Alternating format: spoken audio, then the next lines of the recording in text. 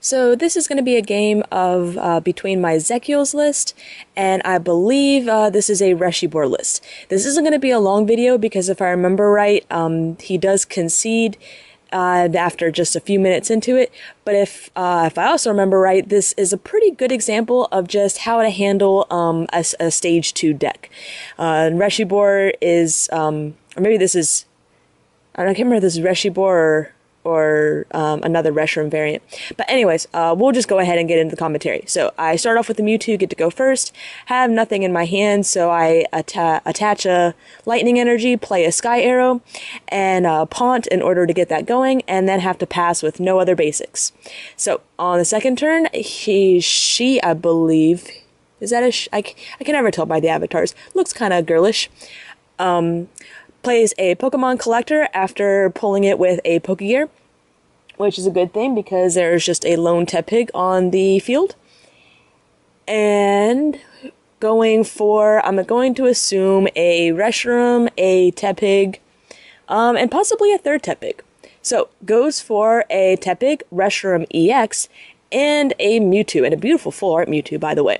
So Mewtwo, excellent choice, being able to counter my current Mewtwo, because unless I can get another basic, and of course she has no idea that I do have the Collector in hand, she can possibly take that out relatively quick. I check out her wins, over 2,000 wins, so this is a good player. So this is another reason why I'm showing this deck, or this game, is just because it's an example of, you know, I know this is going to be a solid deck that she's playing, and not just a, you know, a themed deck that was just modified a bit. So I do have the Collector, going to go for a double Dynamotor, one with Paralysis, and a Smeargle. And because I don't have a DCE in hand, I'm going to go ahead and play the Switch, and then use Portrait, and see what I get. Because I did use a Switch, I can always free retreat back to Mewtwo, so there's a chance I can still get a DCE. So, get a Pawnt, and hoping for a DCE, which there it is. So that's going to let me attach and knock out his Mewtwo, or her Mewtwo, to be able to get 2 prizes first thing in the game. I'm also going to bench that Zekrom in case she plays an N or a Judge or anything happens to top it.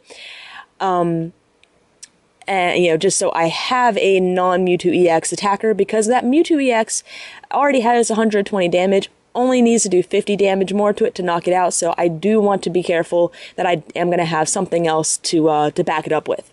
So I take my 2 prizes, and there's another Mewtwo. So if she does counter with a second Mewtwo, I do have the Mewtwo to then counter that Mewtwo.